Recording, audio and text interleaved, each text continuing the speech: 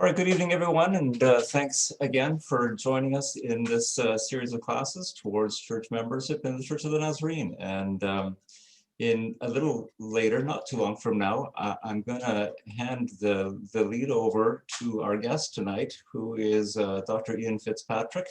He is going to wave at you right now. And he is our National Director for the Church of the Nazarene in Canada. And he's going to talk for just a few moments to basically explain part of the reason why what is the Church of the Nazarene Canada. So I'm going to get started, though. Gary is going to come in a little bit later, but it's my task to lead out tonight. And so I'm going to ask, I wonder, Pastor Aaron, would you mind praying for us tonight as we get underway?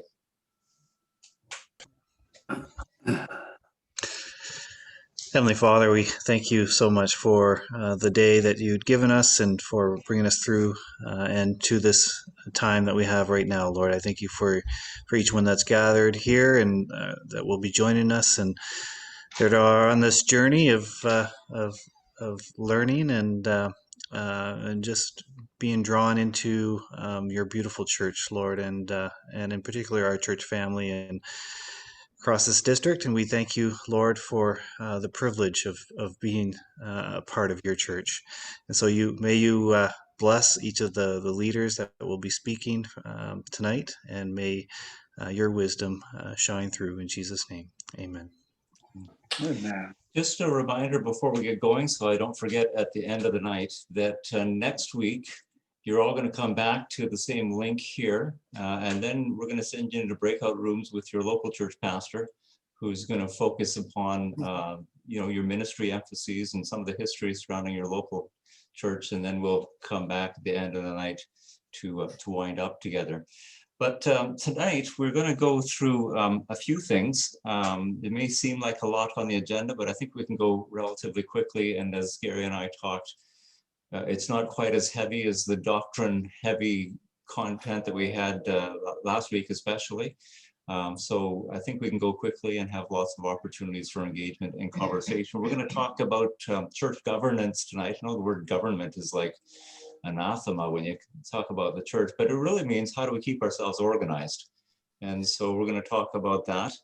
Then we are going to touch on an area that just talks about the identification and accountability. What does it mean to be a member of the church?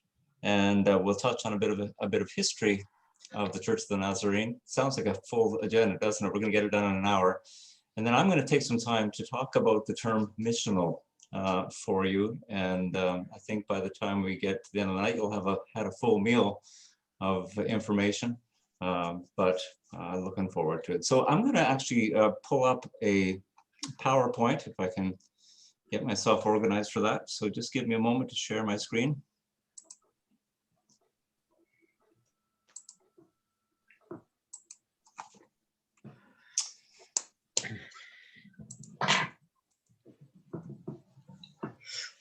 All right, if you have trouble, if there's some pictures over top of it, you can minimize that box of pictures yourself, and then we're going to get good to go.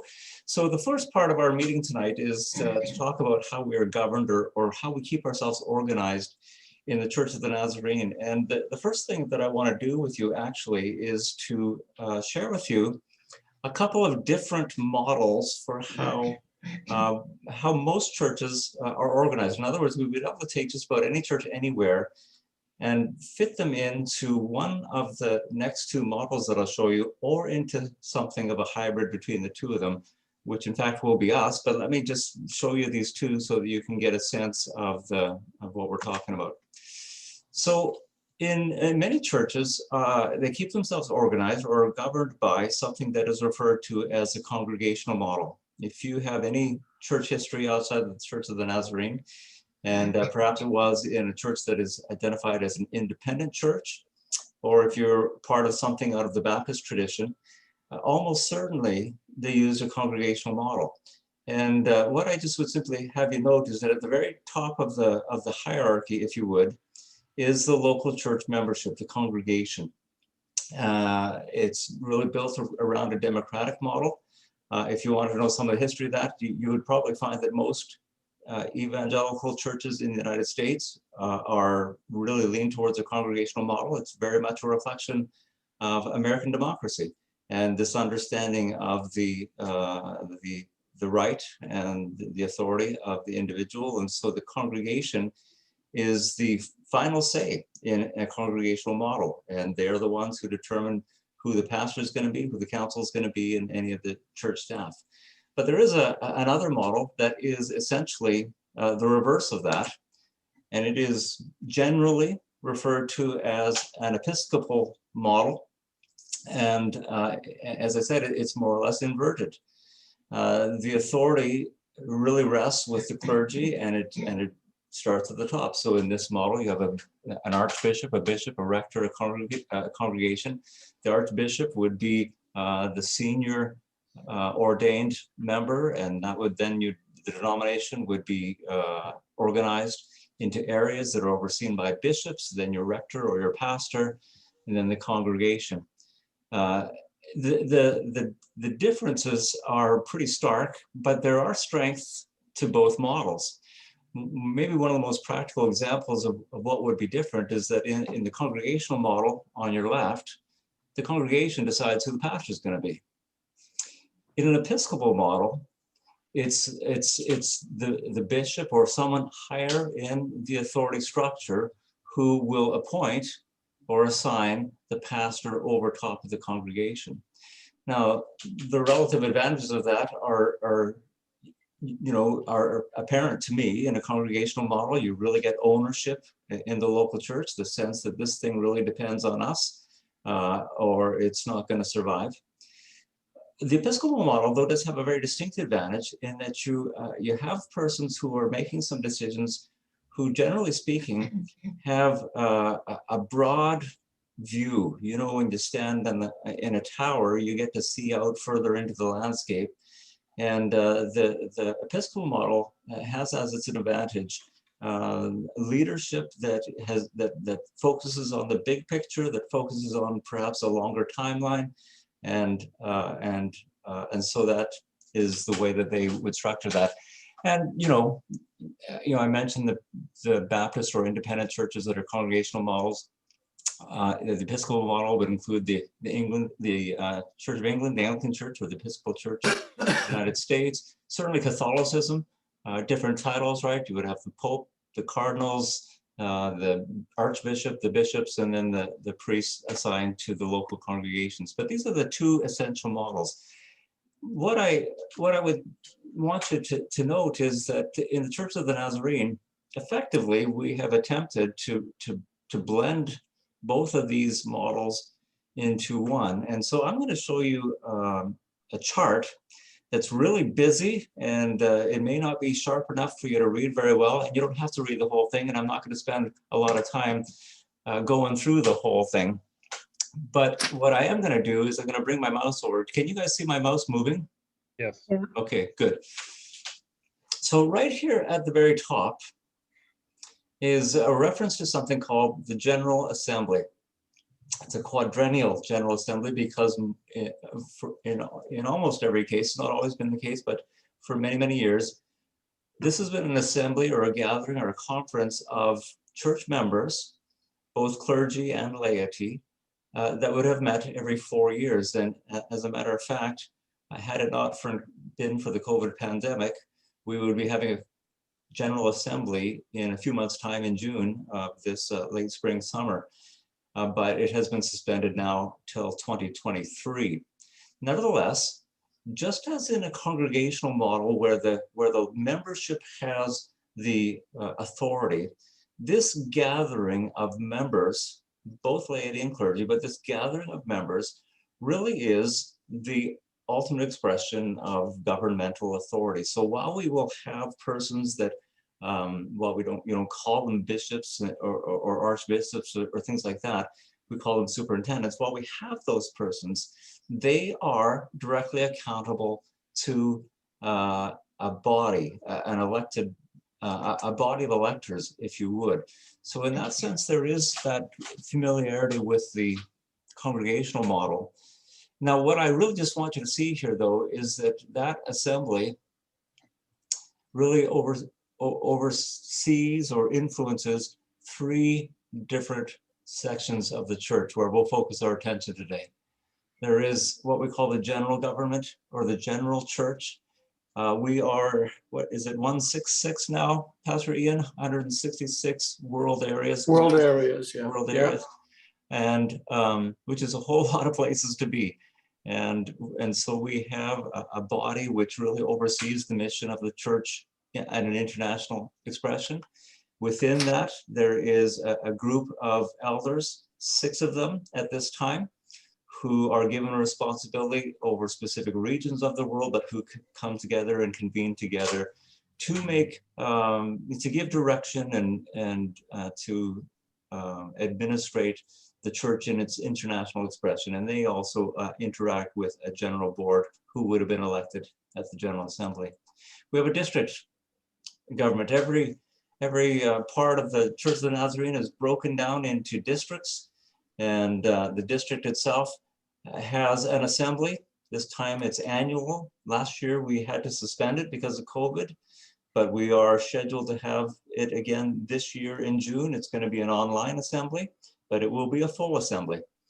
And that assembly elects a district superintendent, and that assembly elects boards that look after the church as it's expressed within a district. And that is to say that for us, British Columbia and the Yukon, and wherever or however we are able to cooperate together for being more excellent at our ministry, or to go into new parts of the district where the church doesn't yet exist, the district really functions to be able to facilitate that and helping our churches to work together in that way and to support the local churches. And then our local churches, which we'll talk about a little bit more later, and there should be 2 more boxes down here. The local church has a pastor, and the local church has a church board.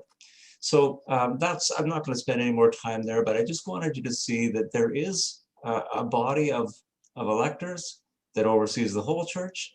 There's a body of electors that oversees the district, and there's a body of electors that your annual meeting or your church membership that oversees the local church.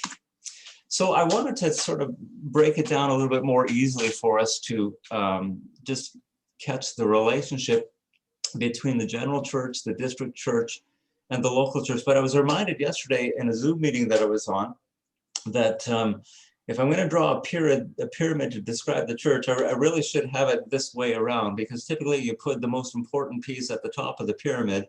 And so I took that advice and I flipped it upside down. And want to say emphatically that our local churches are, in effect, the most full and most complete and purest expression of the church. Nothing really happens in the Church of the Nazarene except through a local church, except through you, as you cooperate with your pastor and as you cooperate with others and share your giftedness and follow the leading of the Lord for how he is calling you to serve and minister the people of your communities. That's where ministry happens. And so again, there's that reference to how it's structured with pastors and an annual meeting and a church board. The district then really exists to serve the local church. It is tempting, especially, you know, I mean, my life now is committed to ministering through a district expression. It's really tempting to, you don't want to expect the local churches to support district initiatives, and that's appropriate because we are an international church and we do want to support one another. But strictly speaking, my job is to coordinate efforts that will assist local churches to be more effective. And so the district, though, is comprised of the district superintendent and the district assembly. And then, of course, then the general church in the same way. Scarcely would you have a scenario where a general superintendent is going to go around the district and engage directly and give direction to or encouragement to even the local churches. The general church will almost always work through its district structures, and then it falls then to us to make sure that our local churches are well supported as we move along. So just quickly, anybody want to back up to any questions on sort of the general structure of how our church is organized? Gordon, if I could just speak just one example of how that works. Sure, of course. Creates a balance between the Episcopal model and the congregational model. So in the example, using the example of the calling of a pastor in a fully organized church, the membership of the congregation votes for a new pastor. The vote has to be a 2/3 positive majority, but a local church also needs the approval of the district superintendent. So both of them have to work together. There's a check and a balance there that district leadership has to approve and the congregation has to approve. The congregation cannot just unilaterally say, we're calling this pastor, and the district superintendent cannot unilaterally say to a fully organized church, this person is going to be your pastor. There's both an agreement, and there's a check and a balance there where the top down and the bottom up meet. And it's really a great system, of a greatly balanced system. Yeah, thanks. That's a good example, Gary. Thanks so much. All right. You will have seen that I have been sticking this logo on just about anything. If you're on social media, or if you've seen a letter from me, or you've gotten an email from me, you've seen this expression, many communities, one church. This is not new with me. As a district, we have been supportive of one another forever. In fact, that is the essence of being a district, and the Canada Pacific District, I think, has been exemplary in that regard well, since I was a kid, quite frankly. The notion of being one church really goes beyond a district as well. It really is our identity as the Church of the Nazarene. In fact, I probably should have said this earlier, but it's probably quite important for us to catch this idea that we are not just churches spread around the world who share a name, who share a doctrine, and who share an organizational structure. We share a philosophy that really does express and view that we are one church. We have lots of different ways of expressing that church, as many as there are local churches. I think we're somewhere around 35,000 congregations around the world, and every one of them is going to be a little bit different in the way that it expresses it. Nevertheless, we still identify as one church, and that maybe is the best way to understand why we put such an emphasis on sharing together as a district, why we put such an emphasis on knowing and participating in the international missions initiatives of the Church of the Nazarene, because that's us. You know, when the church sends out new missionaries to whatever country, I have sent them out. My church has sent out those missionaries.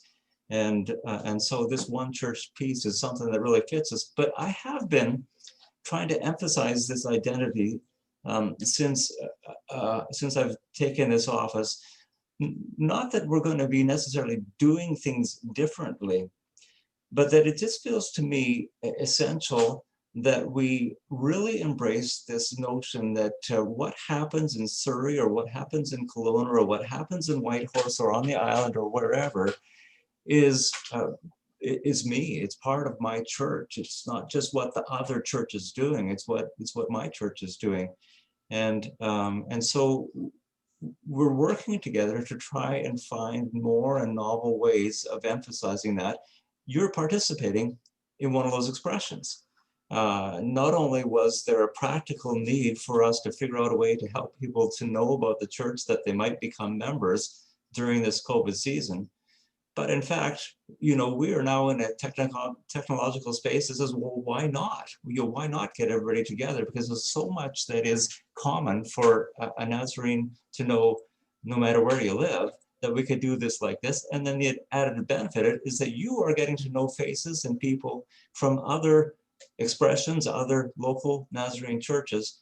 And so this whole many communities, one church is a theme that's probably going to stick around for a while, because it's stuck pretty deeply into my imagination right now, and we're going to keep rolling with that. So local churches, district, general church. You may have also heard reference to the Church of the Nazarene Canada. And it may be that you're trying to figure out, wait a second, we have a national director here. I didn't see him anywhere on that chart. How does that fit?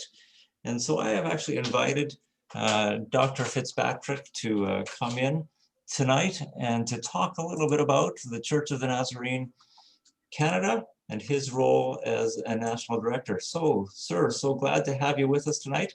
And would you kindly straighten it up for us?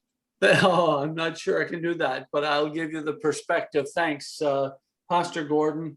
It's great to be with you this evening, to see familiar faces and some folk that I do not know very well, but the Lord bless you. As Pastor Gordon was talking, D.S. Gordon was talking about the General Assembly, I knew somewhere that there was a very firm, strong word used to describe General Assembly, and I scrambled to find it. And here's what it says. It almost sounds a little Chairman Maoish, but it says the General Assembly is the supreme doctrine formulating and lawmaking body in the Church of the Nazarene. Now, I knew it was important, and I've been a Nazarene for a long time, and I knew there was a strong word. I just didn't realize it was the word supreme.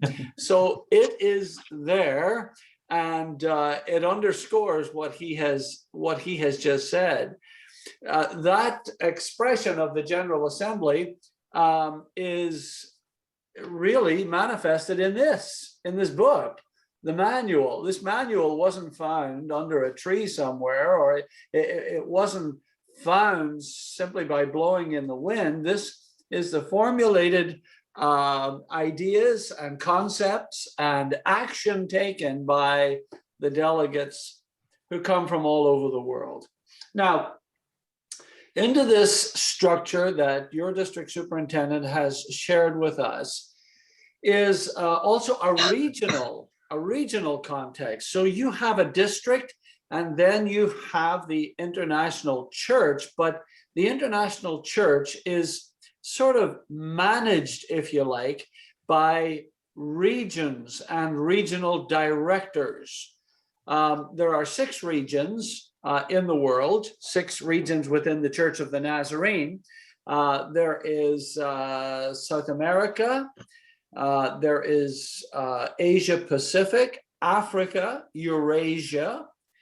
Let me see here, help me out. Asia Pacific, Eurasia, South America, USA, Canada, oh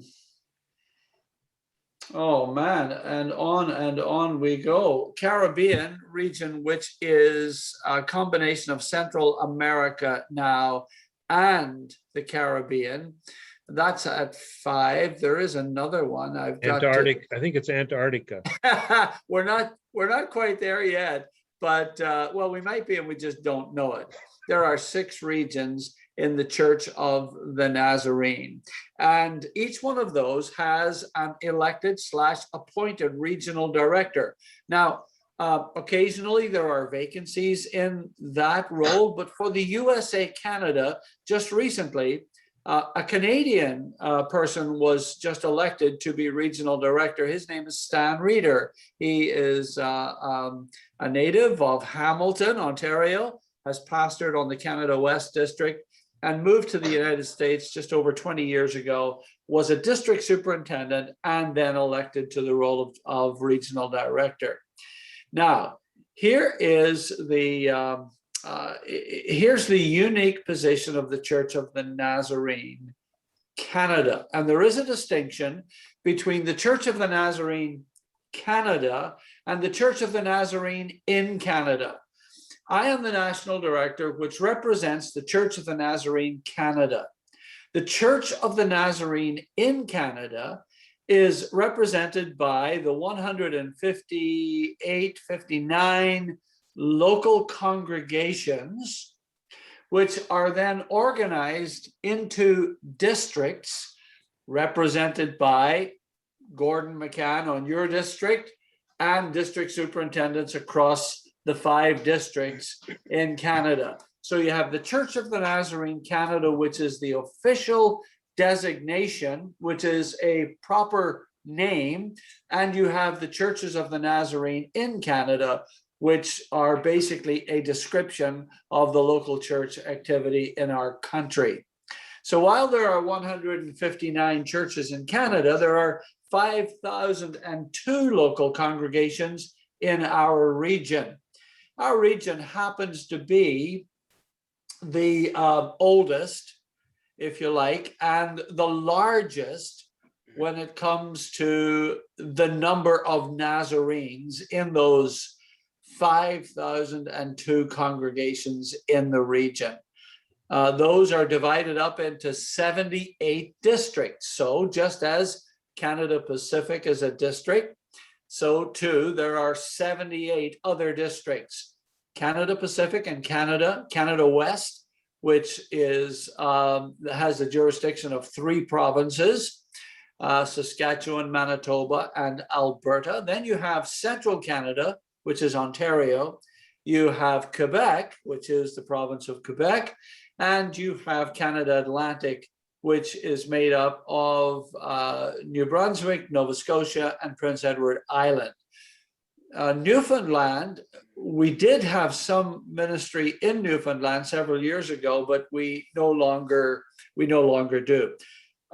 In talking with Stan Reeder just last week, he was wondering if we could claim 2 other countries. Well, one is easy to claim, and that is the country of Bermuda. Bermuda is part of this region. So it's not just USA and Canada, it's USA, Canada, Bermuda, which is part of the New York district, the New England district.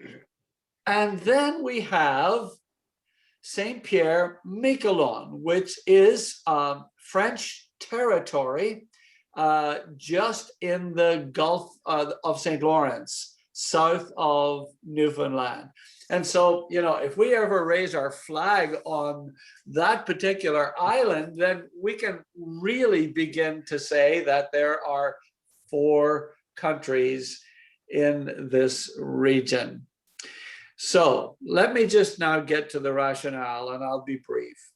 In 1946, by an act of Parliament, the executive of the Church of the Nazarene Canada was indeed recognized and tasked with the responsibility to care for the concerns of the Church of the Nazarene in Canada, independent of the United States. Now, for the purposes of the flow of, particularly the flow of money. So we enjoy tax charitable giving status in our country. We also send a lot of funds through Lenexa, which is the headquarters. We say Kansas City because it's the old paradigm. Now it's Lenexa, the Global Ministry Center.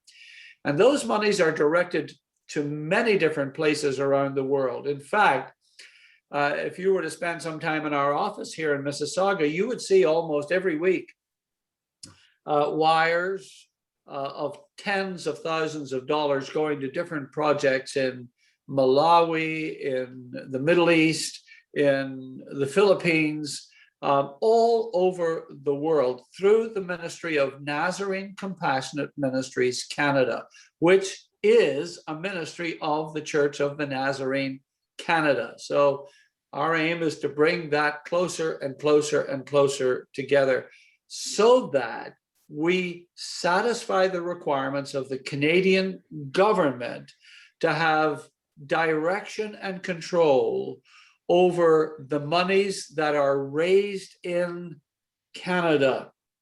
And that's very, very important. And that is secured through something called a joint ministry agreement that is between the Church of the Nazarene Canada and the General Board of the Church of the Nazarene, made up of some 48 to 50 elected members from all the 6 different regions in our church. Now, you know, there's no exam. Well, I don't know if there is an exam on this, but not from me tonight. I know that's a lot of information, but the information should result in you being satisfied that the church is so structured and so organized to protect our charitable status in Canada, to make sure that the monies, the hard-earned monies that the local church raises are going to the places that were intended for those support monies to go. And we can guarantee that through an annual audit. Actually, we just completed the audit last week for 2020, and it's just the end of, or the 3rd week into March. And you can be sure that every penny that's given is tracked, traced, delivered, and accounted for and reported on, so that we satisfy not only the government, but we satisfy you. There are several national boards around the world, but there's only one national director, and that's in Canada. And the reason for that is this title used to be called National Administrator. When Dr. Bill Stewart became National Administrator, he then lobbied for, in fact, before he accepted the position, he lobbied for a change in the name so that it would become more, segue into missional, it would be more directive with regard to our purpose to exist and less administrative. We do have an administrative team at the national office that takes care of a lot of the things that an administrator would have had to take care of. And so while there are national boards, there's only one national director in the denomination that I'm aware of, and that's right here in Canada. One of the other reasons for that is that before the new definition of a region was established through the internationalization paper on the Church of the Nazarene and how we would structure, Canada was actually called a region. And then the definition was changed, and we could no longer be called a region because you need a certain number of churches to do that. You need a certain amount of financial support to be able to do that. So then we were made part of the USA-Canada region that I just described. Another important thing is this. On the Global Missions Committee of the General Board, one of their responsibilities is to examine the minutes from every national board around the world. Now, I think there's, from memory, doing this, I think there's probably 25, 30 at most national boards. And they are examined carefully. We have to submit that to the General Board, and specifically to that committee, so that they can approve. And we have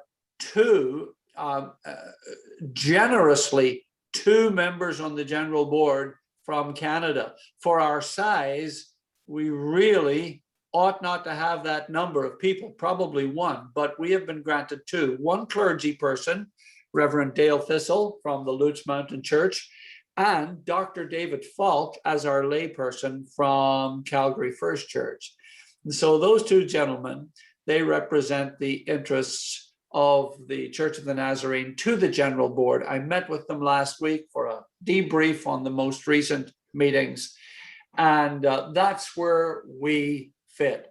The role of the National Director now is to facilitate, is to walk alongside the district superintendents across the country, recognizing that just as a general superintendent would never do that side or end run to a local church, I, as national director, would never, ever do that to a district or to a local church. Anything the national church does is always through the elected district superintendent on each district. Therefore, it's a very relational community that we have called a cohort of DSs and the national director. That's the nutshell version. And well, I'm sure you memorized every single word. I know Gary was hanging on every word there. And that's all I have to say on that, Mr. District Superintendent. Thank you. Hang on a second. I have a sneeze that I'm fighting off here right now. I was hoping you'd go a little bit longer. All right, I think it's under control here. Thank you, Dr. Ian, for joining us here. I'm going to just say he does one more role that is unique and may never be replicated again. And it is simply born out of the reality that all 5 district superintendents, including one who will be appointed for his first go in just a couple months, all 5 of us are relatively new to our role. That's getting to be an old line now because we're 2 and 3 years into it.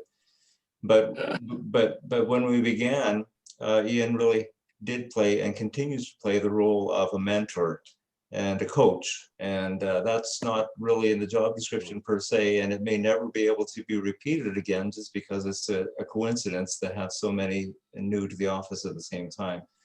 But he has been a mentor to me for many years before this opportunity, and he plays that role in a wonderfully rich way. Thank you, sir, for taking time to be with us tonight. I know you're 3 hours ahead of us and you're well into bedtime. Thanks, friends. God bless you. you. Have a great meeting. Bye for now. Thank you. Bye. Anybody want to take a moment just to clarify some of what he said? That was a whole lot of information in a hurry after me promising you that it wouldn't be that heavy tonight. Okay, let me go back to my my online screen share and just quickly move through a few things. So there's our local churches, district, general church with the Canadian Church of the Nazarene Canada kind of sliding in there on the side. I want to really quickly talk about how you as laity get to play a role in our local church governance. And it's pretty simple to understand. There's the top of the pyramid where the local churches are. We have in our churches an annual general meeting. Typically takes place in the first part of May here in Canada. And that is a meeting of all active members of the church. And it's there that the most significant decisions get made, including things like budgeting priorities and things like that. But also at the general meeting, there is an election of the church board. And effectively, the church board plays the role of being that membership voice between the times of the annual general meeting. In Church of the Nazarene, generally speaking, our church board is going to be comprised of, we hope, at least 7 lay members, and there can be more depending on the size of the church or how it's structured and the needs that are needed. In addition to 7 members that are elected, 7 lay people from the membership, our missions president, Nazarene Missions International, that's NMI, is automatically part of the board when they're elected at the assembly, at the annual meeting. That's because missions is a big deal to us. And so we don't ever want to just get looking at what's happening in the local church without always tempering that with an international view. We also actually include our youth president, Nazarene Youth International in Canada. They're required to be 18 years of age to be able to vote, but even if they're not that age, they can be a member of the board without voting privileges. But that's because youth is a big deal to us. And we recognize that we need to be pouring ourselves into and listening to the voices of the next generation. And so our youth president is automatically a part of our church board. And then SDMI stands for Sunday School Discipleship Ministries International. Discipleship Ministries International. That's not a president, but a superintendent. And because discipling and education is something we care about deeply, that person is also automatically a part of our board. So typically speaking, we're going to have a church board of a minimum of 10 people. Doesn't always work out that way. Smaller churches sometimes have difficulty getting that many members to serve. But there is a direct path for the lay membership to be able to have very, very significant input into the direction of the church as this board works in partnership and cooperation with the local pastor. So I'm going to come off here and I'm going to hand the baton over to Pastor Gary, but just before he comes, if there's someone who just wants some clarity on how a board is structured and how we do that. Gord, could you just maybe quickly just say what the difference is between a board of elders and some churches and our boards and just, yeah, because I know I hear that a lot. Yeah, you know what? That I actually had meant to touch on that. So thanks, Aaron. In the Church of the Nazarene, you remember my emphasis on one church and this understanding that we really view ourselves as a singular church that just finds its expression in many ways around the world in local churches. The Church of the Nazarene, born out of that vision of us being one church, we elect our elders are ordained to the office of elder as an international expression. Our elders are not simply elders of a local church. They're elders of the church, which is expressed around the world. And we assign that title and use it synonymously with clergy, with ministers. So our pastors who have been ordained are elders in the Church of the Nazarene. Here's how this is really significant. Where some denominations will only elect elders from the local church laity generally, that person is an elder, respected leader for all of the right reasons we would hope within that local church. For me, or for Pastor Aaron, for Pastor Gary, or Pastor Norm, or Pastor Barry, I think I got all the pastors that are on here, Master Merlin. I can go into any Nazarene church anywhere in the world, and I am recognized as elder in that church because we are one church.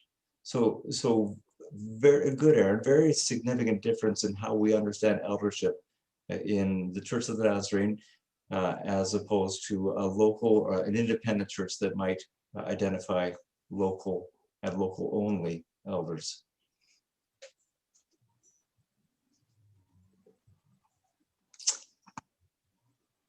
Gary, you have the baton. Very good. I'm just going to go very quickly over what it means to be a member of the church and touch on three areas: identification, accountability, and then the privileges and responsibilities. But first of all, identification.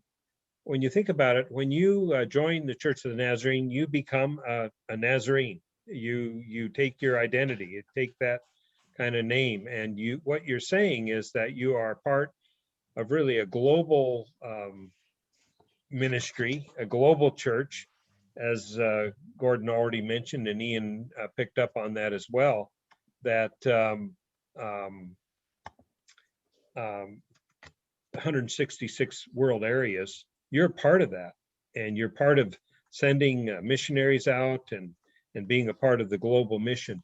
But primarily, your identification is found in your connection to the local church. And by joining the church, you basically are formalizing this connection that you probably already have. If you're not a member, you're already identifying yourself with a local congregation. You say, that's my church, that's my pastor, but this formalizes it. And you're basically saying, these are my folks. These are my people, and I'm going to be a part of that. And so that's one of the aspects of membership. The second aspect is accountability, and this is really important. And it was really kind of born out of even the theological emphases that were brought about by the Wesleys. They had these meetings called class meetings and others, basically small group accountability structures. And they really were great at keeping each other accountable. And the reason that that is so important, as has already been stated, that the membership in the Church of the Nazarene are entrusted with a great responsibility, and that is to provide leadership in the church. Remember that congregational model that Gordon showed, where that they have the congregation, that membership is at the very top. In some ways, that's true with the Church of the Nazarene, even though there is a check and balance with district and general leadership as well. But we rely heavily on the membership of the Church of the Nazarene being in tune with the leaders, with the promptings and the direction and guidance of the Holy Spirit. In the book of Acts, when the early church leaders were getting together and they were trying to discern what God's direction was for the church, when they were making very, very important decisions, they would get together, and then at the end of their meeting and praying together, they would say, there's the phrases in the book of Acts, it seemed good to the Holy Spirit and to us. And first of all, they needed to receive direction from the Holy Spirit. And then that direction was confirmed by what the Holy Spirit was saying to the rest as well. There was that sense of consensus. And so this sense of accountability, if a person is out of step spiritually in their relationship with the Lord and in their ability to hear the promptings of the Holy Spirit, it's important to be in a system of accountability where the church can help that person to be restored to a proper relationship. And that's true of pastors and leaders as well. We are held to be accountable. If there was a situation where I was to stray doctrinally, or if I was to stray in my behavior patterns, thank God that there would be people that would hold me accountable and would guide me back to a proper relationship with God. I've often told people through the years I was a pastor, I would say one of the great blessings of church membership is discipline. And that kind of puts people off a little bit, because you can understand discipline is not something that is something that we ask for. But it is a great blessing to know that if I stray for whatever reason, doctrinally or in my behavior, that there are people that will hold me accountable and will guide me back. And the reason that that's important is when you're making critical decisions that impact the directions of each local church, that we rely on a membership that are in tune with the guidance of God. The privileges and responsibilities, on page 24, I have it in this black book here, but on page 24, it just talks about 4 areas. There's a commitment to personal growth.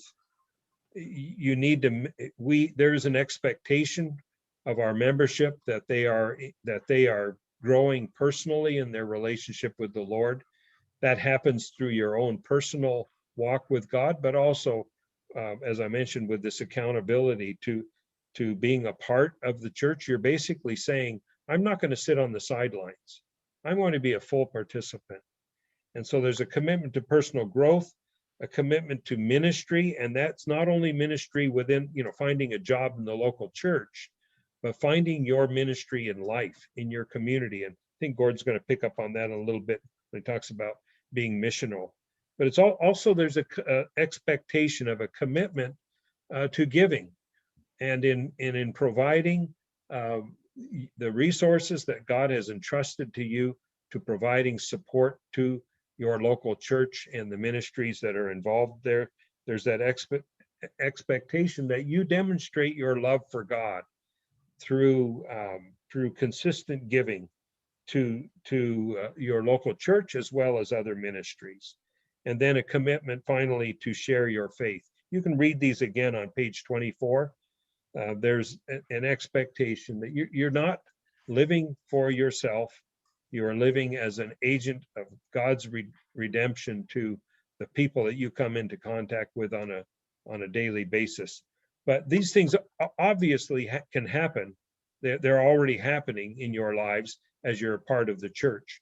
But you formalize that when you actually become a member in the church. And so when we talk about even in holding people accountable, there are structures within the government that can, if a person does stray from in their relationship with the Lord, there are ways that the leadership of the church can formally address that. And there's a commitment, you read it in the manual, there's a commitment where the leadership will come together and they commit to praying for that person. And it's something that is not done lightly, but there is a whole structure in place where the leadership of the church can come and pray. And I like what Galatians chapter 6 says, that you who are spiritual can restore that person gently to the fellowship. There is that reaching out. If a person strays even from with a long absence from the church, from activity in the church and participating in worship. I know in COVID, this has been a real challenge to keep tabs on where everybody is, but there are structures in place that will really help restore people to a proper relationship with God. So those are really some of the blessings of membership: identification, accountability, and these privileges and responsibility. The privileges of membership are reserved for people when you're voting for the church board, or voting on a direction of ministry, or voting for a pastor. The only people who are allowed to vote are members. I think it's age 15 and up. I think that's the age category, but if you join when you're 8 years old, I guess you're not a voting member yet, but you do have those privileges extended to you, as well as serving in areas of leadership. Those are reserved for members as well. You can't serve on the church board, for instance, unless you formally have joined that church. So those are the three things I wanted to just kind of share with you very quickly. Well, we're getting close to time here. Thanks, Gary. Just for clarification, the manual does say 16 for those Okay, voting 16. privileges. However, we are required to align ourselves with government laws, and in our jurisdiction, 18 years of age is what's required. So, good. Any questions? I got one more piece to share with you. Any questions? All right, let me just quickly pull up the picture one more time, and then we'll get going. You will have seen again this logo. I've made sure it was on every single page along the way. And I thought I would just quickly bring reference to a book that I'll put a link to an Amazon purchase option in the chat in just a moment. I just wanted to talk to you about the word missional. I've noticed that just within the last year, if you type missional into Microsoft Word, it doesn't tell you that you spelled the word wrong. But up until then, if you tried to spell the word missional, it just would be underlined saying it doesn't exist. In the year 1999, the Board of General Superintendents for the Church of the Nazarene articulated something that is referred to as our core values. The core value is just like the very essence of what you're about. And there were three that were articulated for us. It said, first of all, we're Christian. Well, good. I'm glad for that. And we could go deep into that, but essentially we align ourselves with the scriptures and with the earliest creedal formations of the ancient church. We are Christian.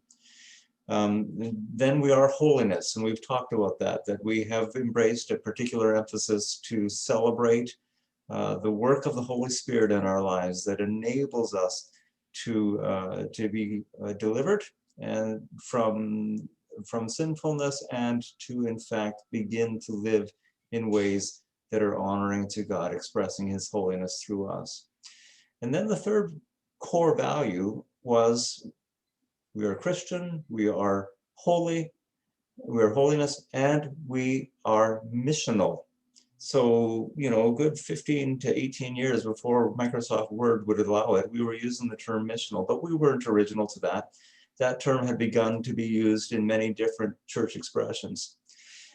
In some ways, it seems really familiar to us because the Church of the Nazarene has always been about missions, and having a world missions conscience does certainly align with this notion of being missional. It means that we recognize and understand that we don't exist for ourselves. We exist for others. We exist to ensure that the gospel of Jesus reaches to as many lives as possible. But it found a very natural expression because, you know, when you're going into new parts of the world to establish new churches and a new presence for the church, you know, you're empowering people to go and to be innovative and to use whatever tactics and abilities that are within their giftings to wedge open doors that will allow people to meet Jesus. The word missional, though, has come into vogue in this century because inasmuch as we had this world missions focus, when you scale back to the local church, there was a habit, and it's a habit that was several hundred years old, and it was that old because it used to work really well. There was a habit of trusting that the organizational presence of the church in a community was going to be effective for sharing the gospel of Jesus. This is how it worked. You visit any town in the West, in North America or in Western Europe, you can visit any town anywhere, and as you approach that town, you'll invariably see the steeple of the church that was built at the center of the city, because that's what you did when you built a new town or a new city. Of course, you had a church there because, well, every now and again, everybody needs to hear from the Lord. It wasn't so long ago that even the person who spent no time in their life trying to honor God, that if they got themselves into some kind of emotional or spiritual crisis, they knew exactly where to go. It was that church down the road, or the church they used to go to, or their aunt's church, or somebody's church. There was a church somewhere for somebody. But as we approached the end of the 20th century and have turned the corner into the 21st century, that reflex is long gone from our society. And so the privilege of the church to simply be a presence in the community that was ready to welcome people who were hungry to know something about God's direction in their life, that privilege still exists, but there are very, very few shoppers anymore. Nobody comes to us, and nobody's an exaggeration, but you know full well that it is many, many Sundays between the times when a complete stranger will wander in to a Sunday service. Challenge, of course, is that we had become very dependent upon that model, and it's been hard for us to go away from that model. And so this term missional has gained new force. And I've got Alan Hirsch's book up here because although it's getting a little bit older now, I think 2013 is when it was written, and there's been lots of conversation about being missional, a lot of books out there. Alan Hirsch, at least for me, but I'm not alone, really focused in on what we're talking about when we're being missional. And one of the ways that really resonated with my mind, that I'll share with you right now, is that he helped me to understand what missional means by contrasting it with the opposite, which is the word he used, attractional. Now, if I use the word attractional in the context of the church, you'll know exactly what I mean. We're attractional when we are spending a whole lot of our energy and time and resources making sure that we've got top music and we've got a good, clean, crisp sanctuary and we've got comfortable seats and our program is well polished. All of that is good. All of that is important, even vital in many ways. We are being attractional when we look at the calendar and we say, Mother's Day, coming up, Father's Day now, I guess. Let's plan for a special event and let's tell people to make sure they get their fathers out on that day. Let's plan for a Friendship Sunday. Let's do an Alpha series. Let's do things within the church building, organized, all of which is really, really good. But you can see how they all depend upon people coming to us. The notion of being missional is just the opposite. That is finding ways to empower the believers, you, Christians, to use your gifting in whatever context you find yourself at any point during the week. You're in your workplace. How can the church help you to be an effective witness amongst your workmates? You're going to school. How can we help you to be able to model or demonstrate or even teach about Jesus in the context of classmates? You engage with your neighbors over the fence from time to time. An attractional reflex says, gee, I'm looking for an opportunity to invite them to church sometime. A missional reflex says, you know, I wonder if we can find a way to get to know these people better. And if I get to know them better, they may get to know me better, and that may open up opportunity for me to share a little bit about my faith in Jesus. You get the picture. I'm going to take this off because this is just, you know, going on longer than it needs to be, though. Let me quickly get this and then stop share. I'm going to put that a link to that book just into the chat now, because you might find it a useful book to put into your collection. To be missional is that the church really decides that what happens between Sundays is the most important work that we do. There is perhaps a reflex still that says Sunday is the most important day for us, but really it is not. It's vital for me. For me as an individual, it's vital, and it should be vital for you as individuals. You need to come into the community again, and you need to worship, and you need to hear from your pastor. But for us as a community, it's everything that happens outside of Sunday when we are engaging with the community that is really the most vital expression of what it means to be a disciple of Jesus, and to therefore to be missional. And so we are Christian, we are holiness, but we are a missional people. We always were. We have become perhaps a little bit trapped into attractional thinking because it worked. It's just not working so well anymore. And it is critical that we rediscover this missional reflex individually and collectively as churches. And I'm done. Any questions about that? If you got any questions about that, I'd love to talk about that. Here's a great litmus test that was really challenging to me. It was kind of around the time I was reading the book Forgotten Ways as well. And that was the question, being missional isn't so much like inviting your neighbors into your home. You know you're successful when they're inviting you into their homes. And that was really, that really kind of put it in perspective for me about how deep are the relationships that we are forming with our neighbors and with our contacts, our people that we're working with and rubbing shoulders with. Are they inviting us into their homes? Yeah. That was really a challenge to me. I'll give you an example from my own scenario of how I tried to frame that for me. I'm a car buff. I don't know if all of you know that. Some of you do. I have an old Mustang that I've been restoring for a while. And I've been a car buff since I was a kid. And in Brantford, where I lived before, was a hot rod club, modified car club. And it had a waiting list forever. And I put myself on the waiting list because I wanted to be about it. That for the longest time, it was like kind of this sheepish almost a guilt thing because my goodness, I'm busy enough with my church. And how do I justify being part of a car club on the side? Until I really reframed that, you know what, I want to engage with people so that I might at some point gain the opportunity to share Jesus, but it can't be manipulative, Yeah. right?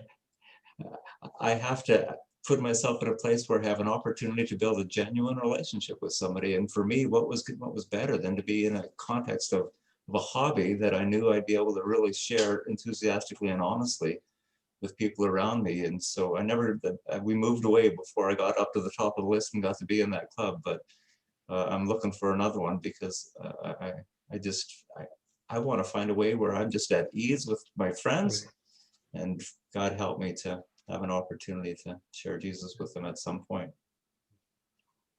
Somebody said, actually it was Grant Zweigel who talked to our pastors last autumn, said, you know, you're part of a community when people from that community introduce you to their friends. Right. So if you've developed a friend in the community and then they introduce you to their friends, now you're part of that community.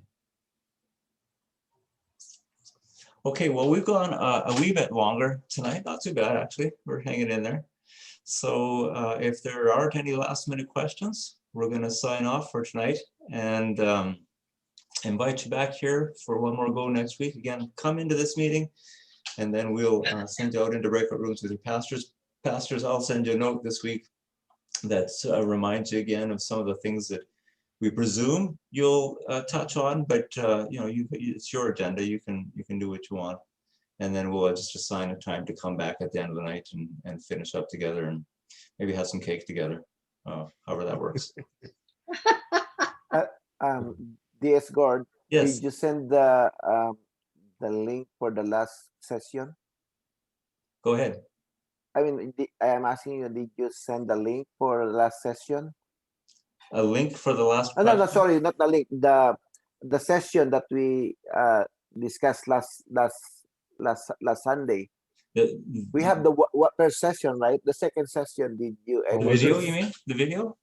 Yep. Yeah. Oh, yeah. Sure. You mean the video from last week? Yeah. That's what you're looking for? Yep. Yeah. Okay. Yeah. Yep.